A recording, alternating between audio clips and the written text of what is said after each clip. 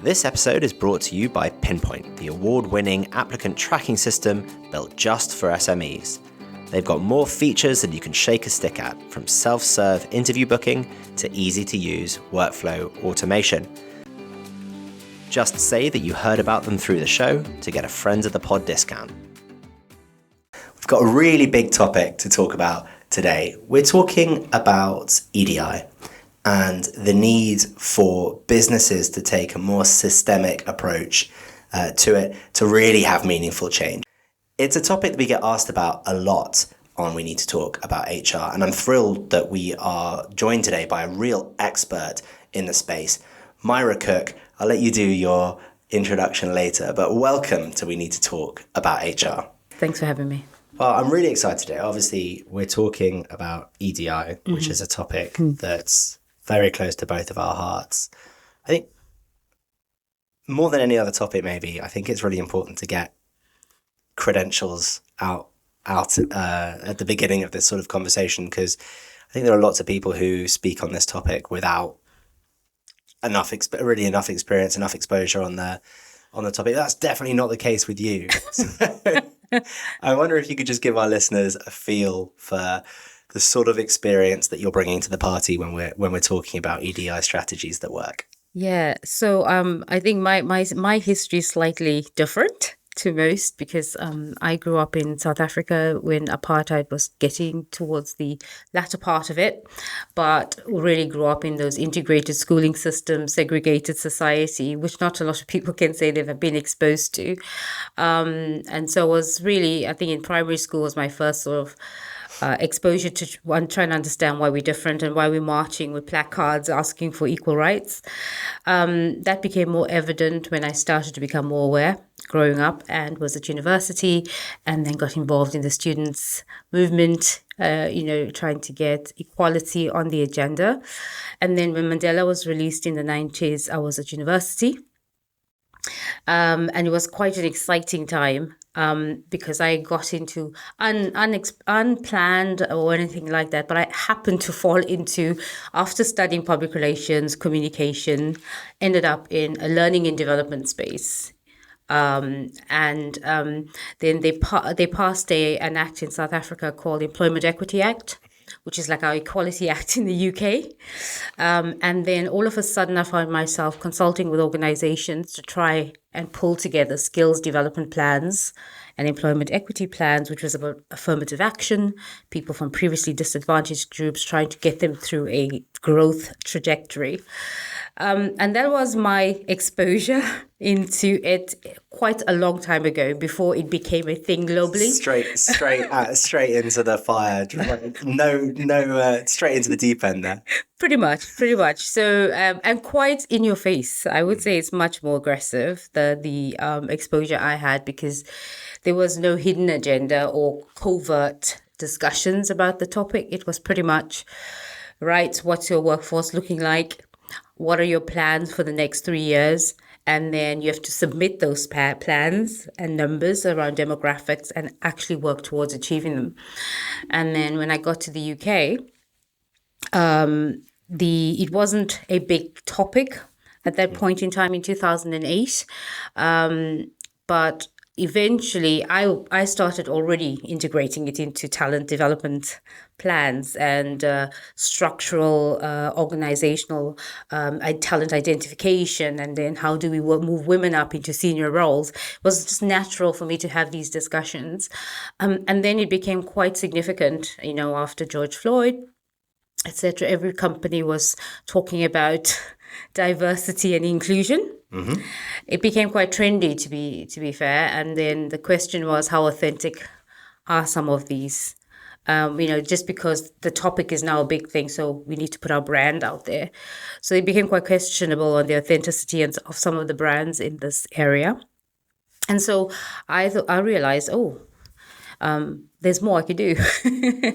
And so I had the opportunity to consult. When I took a bit of a sabbatical to complete my master's, I also had an opportunity to consult with some really good organizations around building strategies for diversity and inclusion. And one of the things that came to mind at that point is that it was seen as the separate stream of activity, a pillar of work that the HR team had to deliver. Yeah. And that's where this whole, because I was very much into org development, organizational behavior, systemic work, looking at root cause and how you change the organization systemically. And that's when that sort of turned towards the whole topic of equality, diversity, and inclusion. And it was really about, you can't really do it like that. So there's a structural form of approaching it, which is out there. If you research it, where we talk about workplace or workforce, where you're targeting the demographics of your company and trying to make it as diverse as possible in terms of the people you have employed.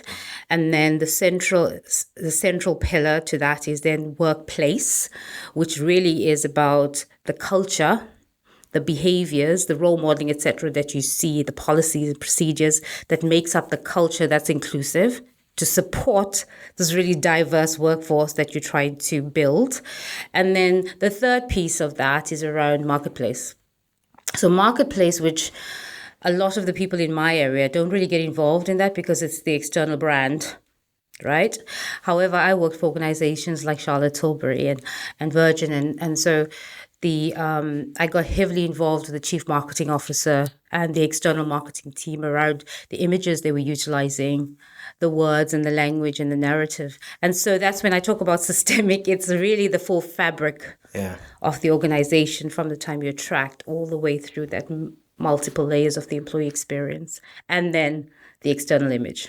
That's so much to unpack. It really is. That's a little bit of a summary all in one. Well, look, hopefully, I think to that last point, the workforce, workplace, marketplace. Marketplace, yeah. I think I'd love to go into more detail in all of those areas, but I wonder if we could talk.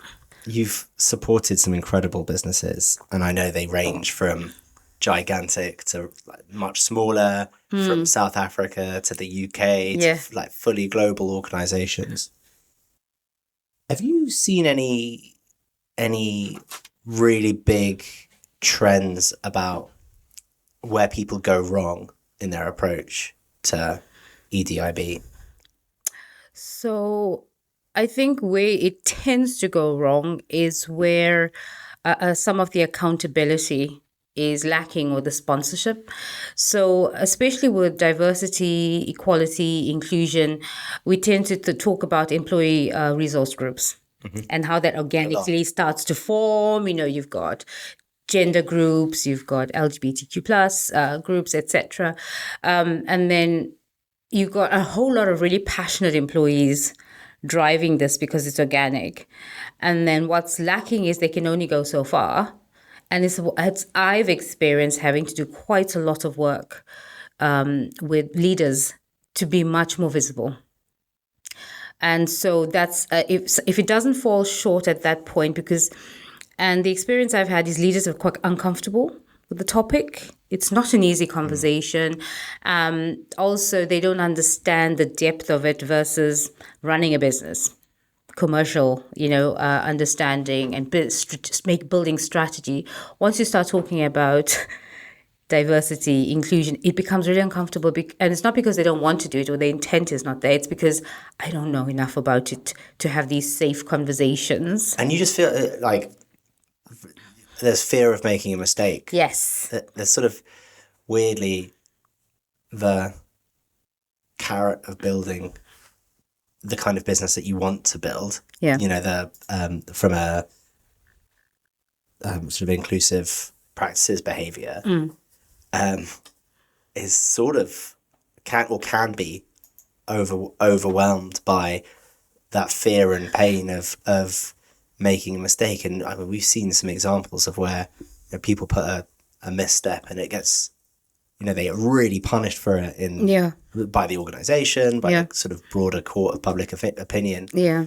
So what's your advice to leaders and managers when they are scared of engaging? I think my advice would be that there's a certain amount of vulnerability that has to be put onto the table right? You cannot always be that that leader that's got this sort of facade of authority when you're talking about topics like this. So an example is one of the big organizations, I won't name the brand, is that we took this to the table with the CEO and his team, and we were talking about how do we bring it to life in the organization, because people were not willing to go onto the people system to put in their personal characteristics. Right? Yeah. They want to know what do you need it for? And so there was something about how do you build trust within the organization? And that comes with something about the leaders have to do something. We need to shift behaviors, and it needs to be transferable through the different layers within the organization. So we implemented an engagement tool. It's Facebook for workplaces, right? Cool. You know the tool, and we started sharing lived experiences, live stories from leaders. And one of the leaders shared about how he grew up, Jewish culture, moving across different countries, and he was one of the most senior individuals in the organization, and that spurred another leader to share of their disability and how that has, caused some obstacles along the way, but has not prevented them from reaching their positions. And just by exposing these stories of real human beings behind those big titles was about being vulnerable. Mm-hmm. And so it actually opened up this amazing communication channels within the organization where employees started to share their stories on the platform as well. And it sort of went viral. And the actual communication around sharing your characteristics, why we need it, was then shared by the CEO. We don't want your information to track it for any negative reason. We actually want to understand how we can become more inclusive and more diverse. And so you sharing with us makes us able to communicate in the right way, reach out to you in a more sensitive manner, etc. And that worked.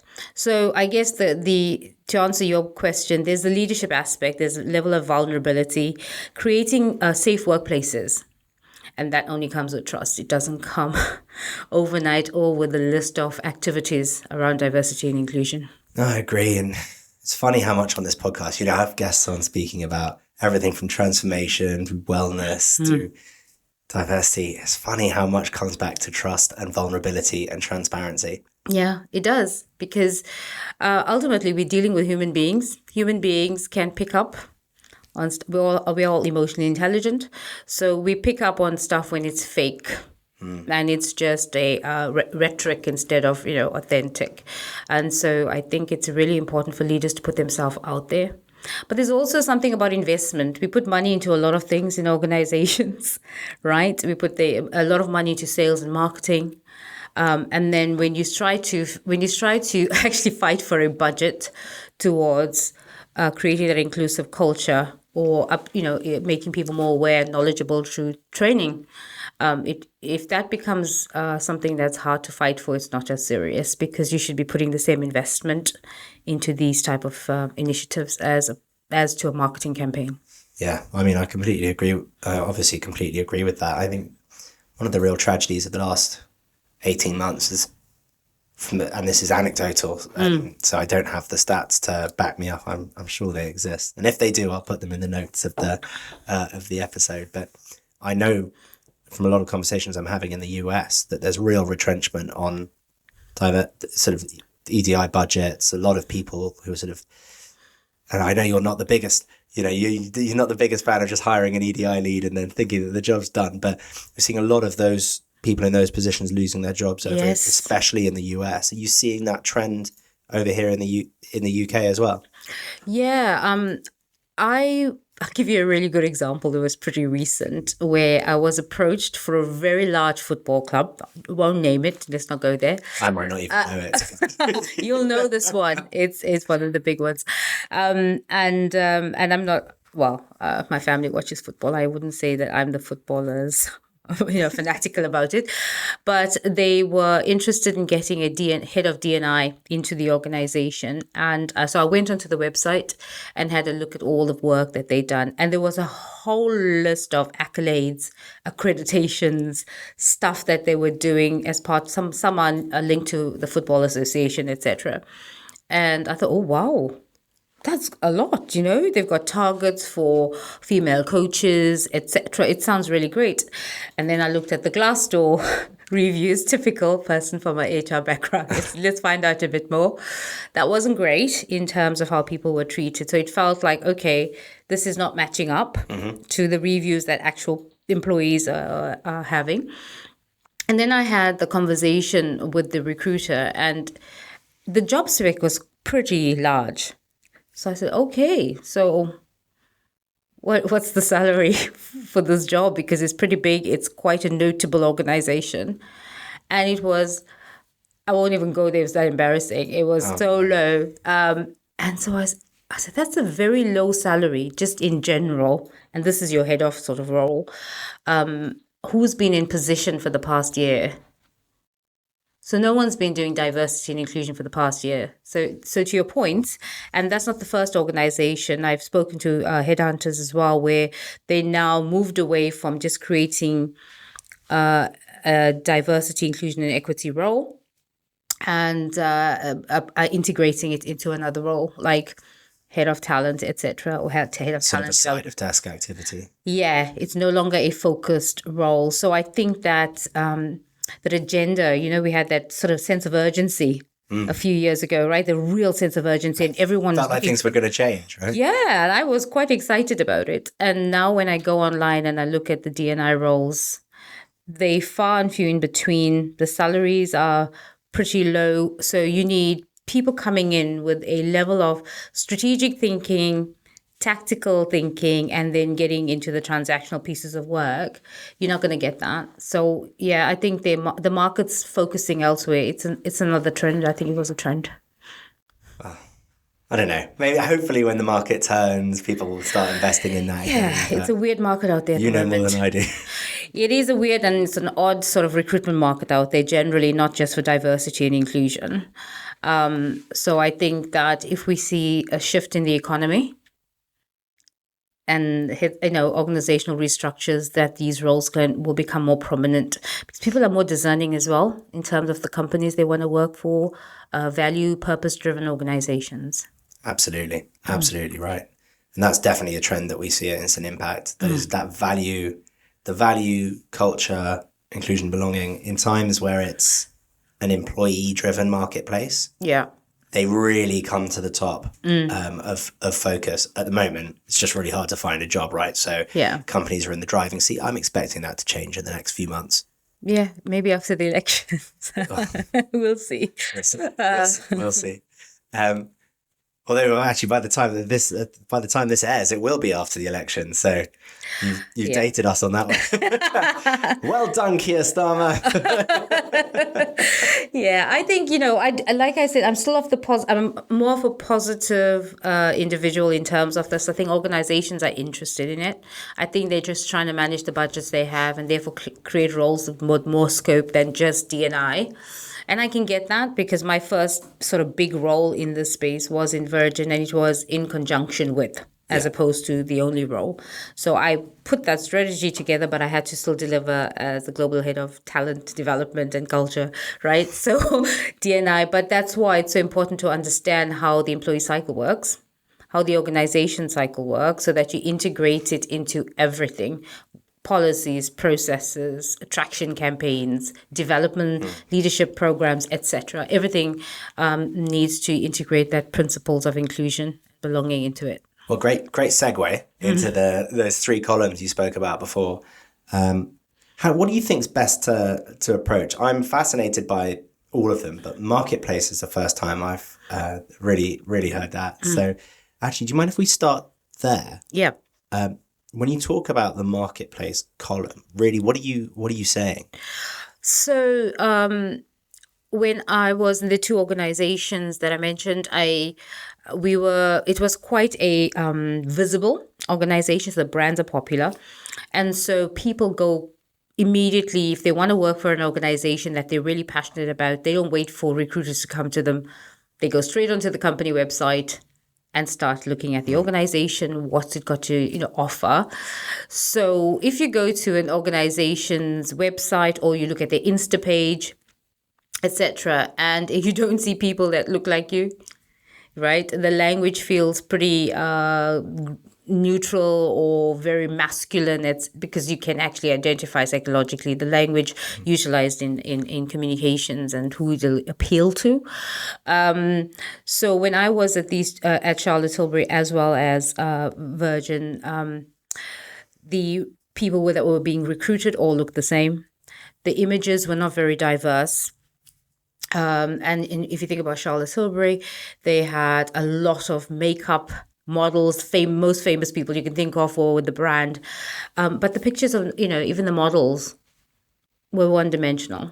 So we had an ambassador group that was already part of the organization. And so we started to feedback because it's a retail organization, online sales. So we could, and we said, well, why are we doing all of this inclusive and stuff internally when our brand is not reflective of who we are and who we want to be? And so the marketing team was, well, what would you recommend? How would you get involved in supporting us? So we said, well, all right. So then they started building out these campaigns, and the diversity and inclusion ambassador group would actually provide them with feedback before it even went. Oh, fantastic. Yeah. So we'd see, I think there was one campaign around foundations and a whole lot of other stuff. And Kate Moss was in that, and there was a whole lot of other models in it. And then we looked at it, and we looked at the range of colors for different skin types, etc. So it became so integrated around, we want our external brand to be really different. So we looked at the D&I calendar for the year, and then what were we, if it's Pride Month, what are we showing for Pride Month? Yeah. Right? And how does that link to that? So that's how it started. We started to have a voice around the words of the campaigns, the images in the campaigns, and any of the adverts that were created, we would actually provide feedback. It's so interesting because I think one of the most unhelpful distinctions that we have in our space is the distinction between brand and employer brand. And it's exactly the same thing. You put out a campaign, whether you're B2C, you're a big brand like Charlotte Tilbury, or you're building, oh God, I'm always bad at making something up. I don't know. You're building little recording signs. Yeah. The brand that you put out to your customers is the same that you put out to your potential employees. Yes. And the brand you put out to your potential employees is the same brand that you're putting out to your customers. And yet they're often treated like completely different things. Yeah, that's absolutely correct. So Virgin Atlantic is a really good example of when I was there, we were looking at the brand. And I guess they were going through a simplification process, right? And they said, actually, we've got too many things. Even the employees don't know what are the leadership capabilities here, and what are the values, and how we connect them most effectively. And eventually, we started talking about how, for Virgin, the customer is key, very important. And so we always talk about red on the outside. We red, that's our color, red on the outside. So we said, well, actually, if we're red on the outside, how do we become red on the inside as well? So our people feel the red on the inside, and our customers and externally feel red on the outside. And that was that connection they started to make, which became really key around, if you think about when I talked about workplace, marketplace. Yeah. And so they started looking at some of the images that they had on the plane. And they used to have, I think, a woman with blonde locks and in a costume and all of those things. And that changed to Pride colors for Pride Month. And it became all of the airplanes had new images that were completely diverse. I mean, if you look at the adverts now as well, everything is pretty diverse. You can't get better. Yeah, as a brand. It's changed, since Richard Branson got off a plane like Hollywood. The first adverts. Do you remember that? Yes. He'd be full on cancelled if it was. Yes. So that's they've taken, and when I got there, I worked in the head office, and I used to go into the canteen and look around, and I was like, and that's when I had that conversation with the CEO, because we were trying to think about D&I at that point. And I said, I don't see a lot of people like me here.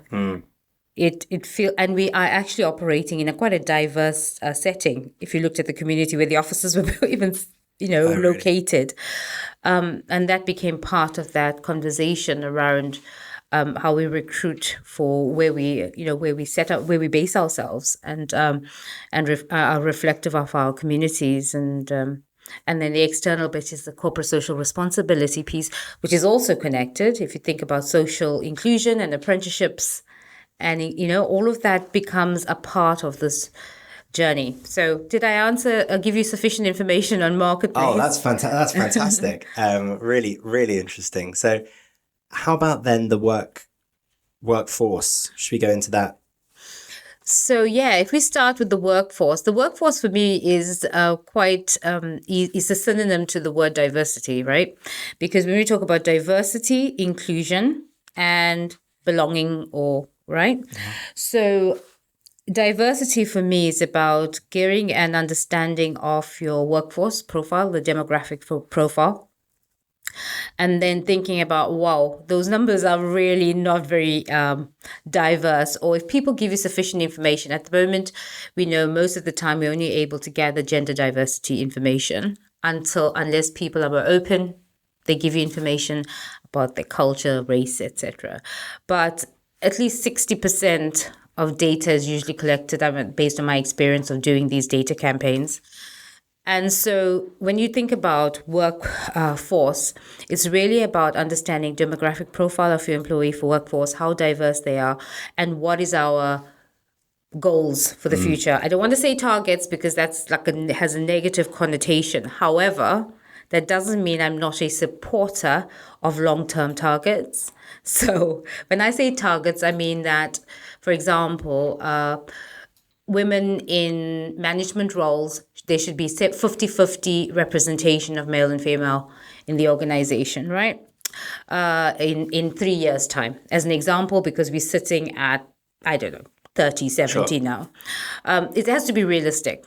The one organization, we had a really poor reflection of people from, the different ethnic minorities, as we call them, because we don't use the BAME technology anymore, because it's, so you have to keep on top of these things of what's the right lingo. So our ethnic minority groups were quite low.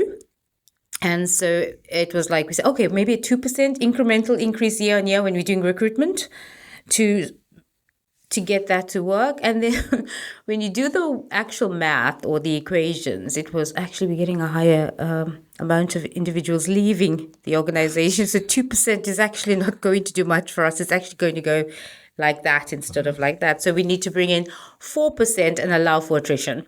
So it's like doing workforce modeling to get these numbers up. So workforce is about trying to create a more diverse profile of your employee groups, and that's it. In my mind, the simplest form, it's demographics and numbers and what they look like and how to improve them around diversity.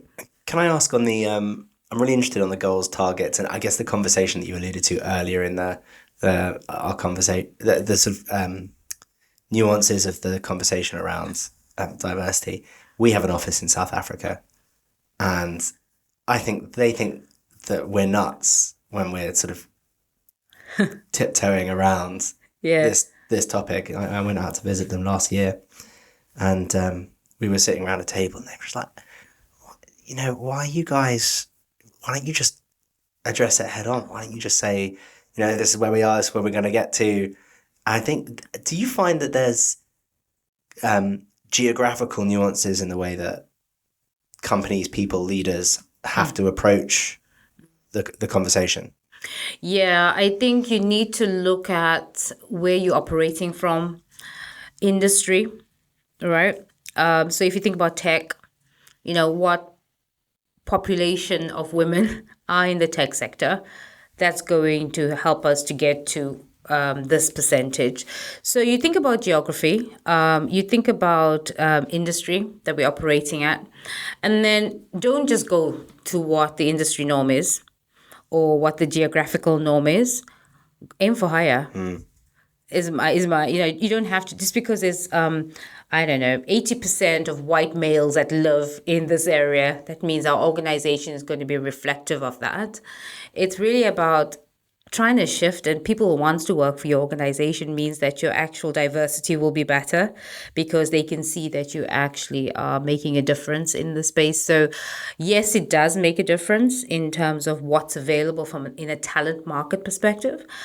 And then when we think about the talent market itself, with remote and hybrid working, which seems to be changing a little bit at the moment, then there's further consideration around how flexible you are as an organization. There's still a few organizations out there that are quite happy for you to be, working from one geography, as long as you can travel a little bit and come into the office when needed. So I think the world is changing around us, so we need to be a bit more flexible. So policies and procedures can actually help you to get go beyond the norm. Oh, I completely agree with you. And it's just another example where you can use business as a tool for societal change. Right. And that's what I find really exciting about, being a co-CEO of a small but growing and ambitious business myself. Yes, yeah. I think that's one area. It's one of the very few areas that we're actually able to change our city, our industry, our countries by leveling the playing field, setting a good example. I'm aware that we're not going to change it on our own, but at least we can be part of the solution. Yeah, I mean, there's a reason we have innovators and forward thinkers around. It's because they go beyond the norm, and I think that this is an area that you can actually do that by doing, shifting the typical ways of working, and being a bit more ambitious. I completely agree. Now, I'm a bit aware of time, so let's make sure we get to workplace. Right, the workplace, most people will know about, really, because it's where we put most of our effort, and that is culture. All of the training we do around diversity and inclusion, whether it's starting with an introduction to unconscious bias or, inclusive leadership, that type of thing, or inclusive recruitment. Those are the typical areas. But also culture is about how we support our employee resource groups. What are some of the initiatives around, how do people feel safe and that sense of belonging? How do we track engagement of our employees and what they're telling us and making it much more open? How do we become greater allies across the organization, that people feel when we come there, we've got the support we need. We can, provide feedback safely.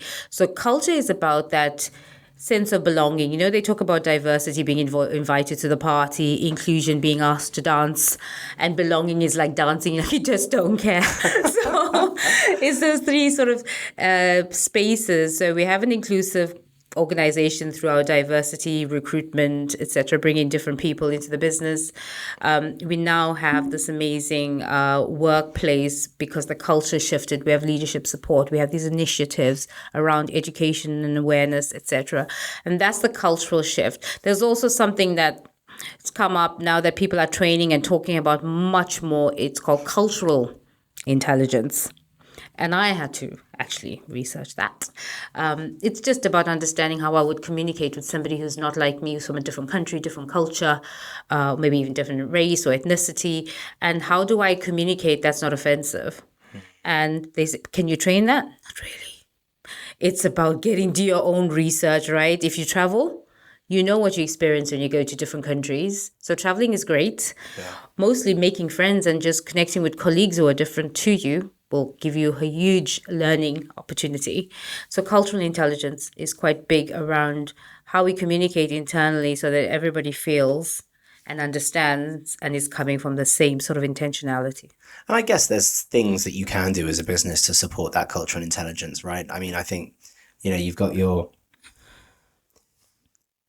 all company events. Yes. Where, you can just make sure that, it's silly things like, if you're going to do a team building exercise, don't let people pick their own teams, Yeah. And so you don't get little cliques forming. Yeah. And when you have your meetings, you talk about the 80-20 principle. Don't let the same people that talk for 80% of the time, right? Yeah. So how do you shift that sort of dynamics in the room so that you allow people that are more quieter or slightly less comfortable to speak up. And then you've got celebratory events. The whole D&I calendar is out there for people to, experience your social groups at work. If you have a social budget, which I've used in the tech sector, they celebrate certain days of the calendar, and people bring in whether it's foods from their culture, etc. So there's loads of opportunity to learn. That's great, and I completely agree. We are running out of time, so my last question for you is, if one of our listeners is relatively early on their journey when it comes to this, maybe they've got some employee advocacy groups, or they've got some early ideas of where they want to take the strategy, what would your advice be to them on how to have much more of an impact much faster than they're currently on track for? So I think it's about extending their personal boardroom, as I call it. And I'm sure it's a term used elsewhere. It's really about finding out the individuals in the organization that are the biggest influences around key groups, whether it's, say, a operations manager or director, and trying to get them to understand. If you start to raise awareness with those key influences and build your own relationships with them, you don't have to do it yourself. You can't do it yourself. So my advice would be that I literally had to do most of the work I've done through establishing really good collaborative relationships. And that comes through building relationships internally with the key people, and then getting them to do a lot of that work for you. What a great piece of advice. And they'll get that passion, right? That's infectious, and maybe they'll be the, who knows, they may even be the driving force behind. They'll be your sponsors and allies, right? Yeah. Myra, thank you so much for taking the time to join us today. Fascinating conversation, and I'm sure all listeners out there in the audience will have learned a huge amount today, so thanks. No, you're very welcome. Thanks for having me.